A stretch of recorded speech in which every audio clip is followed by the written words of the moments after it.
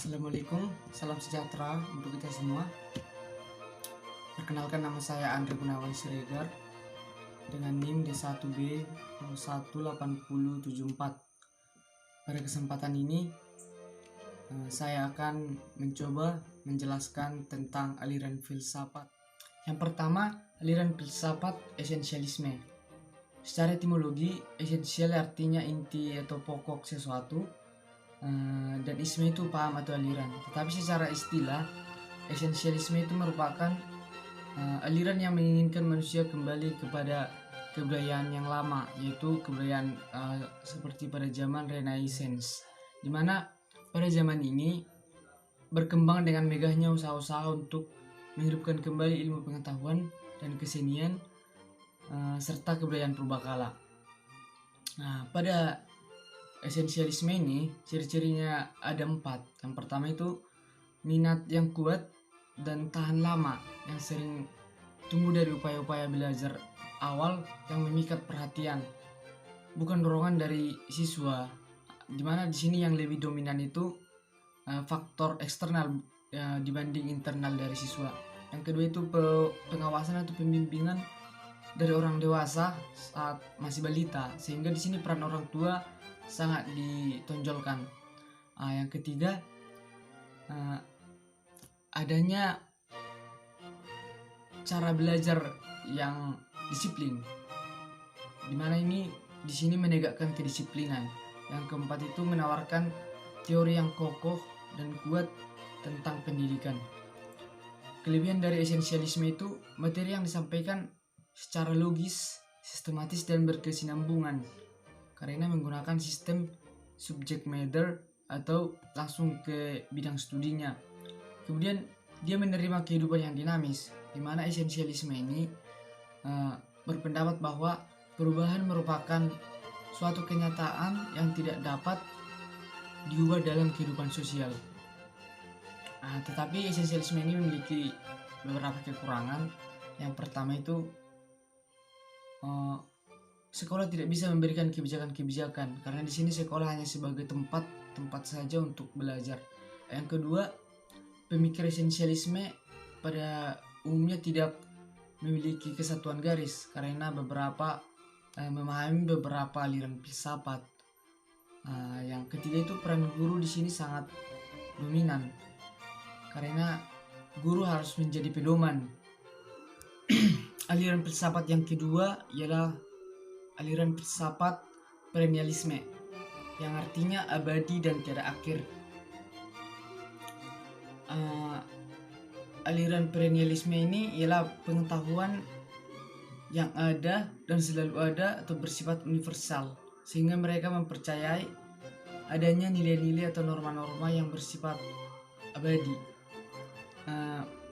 Paham perennialisme ini menawarkan pandangan-pandangan alternatif agar manusia kembali kepada akar-akar spiritualitas dirinya tanpa tenggelam dalam gemerlapnya kehidupan materi. Aliran perennialisme ini muncul pada abad ke-20 di mana menentang pandangan progresivisme yang menentang perubahan dan sesuatu yang baru.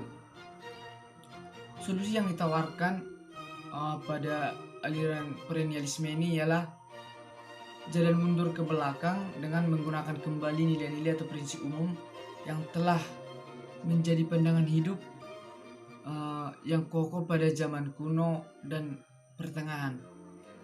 Ada 4 prinsip dari aliran filsafat perennialisme ini. Yang pertama, kebenaran yang bersifat universal dan tidak tergantung pada tempat, waktu, dan orang. Yang kedua itu pendidikan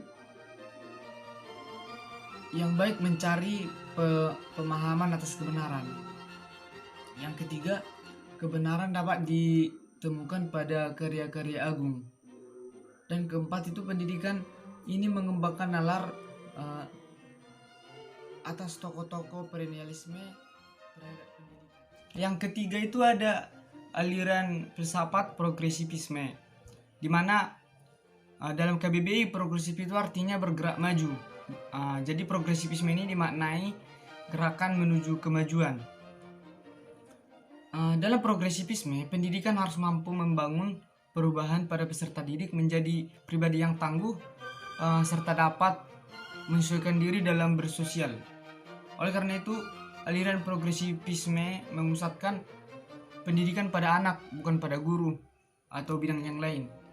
Progresivisme ini memiliki dua segi yang terdapat dalam pendidikan. Yang pertama ada segi psikologis, di mana pendidik harus mengetahui potensi-potensi yang akan dikembangkan psikologinya dalam siswa tadi. Dan yang kedua itu ada dalam segi sosiologisnya ya, di mana pendidik harus tahu kemana potensi yang tadi itu harus dikembangkan. Dalam filsafat progresivisme ini ada lima prinsip. Yang pertama itu pendidikan berawal dan berakhir pada anak. Terus subjek didik harus aktif. Yang ketiga itu peran guru di sini hanya sebagai fasilitator. Yang keempat, sekolah harus kooperatif, serta yang terakhir itu aktivitas terfokus pada pemecahan masalah. Yang keempat, ada aliran filsafat konstruktivisme. Konstruktivisme ini didefinisikan sebagai pembelajaran yang bersifat generatif, yaitu tindakan mencipta sesuatu makna dari apa yang dipelajari. Jadi belajar menurut konstruktivisme ini adalah proses mengasimilasi dan mengaitkan dengan pengalaman sehingga pengetahuannya dapat lebih mudah dikembangkan.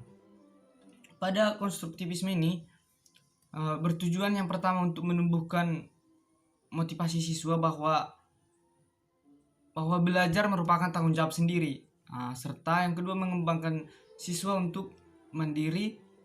Yang ketiga itu mengembangkan siswa untuk menjadi ulet, bahwasanya saat dia mulai bertanya, dia harus mulai belajar juga mencari jawabannya.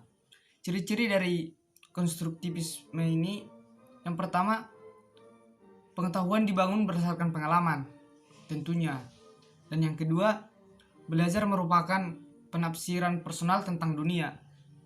Yang ketiga, proses aktif di mana makna dikembangkan berdasarkan pengalaman.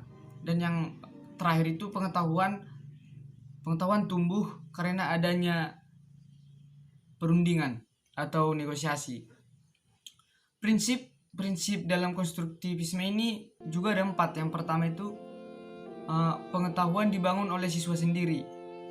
Dan yang kedua, pengetahuan tidak bisa dipindahkan dari guru ke murid kecuali siswa di sini aktif.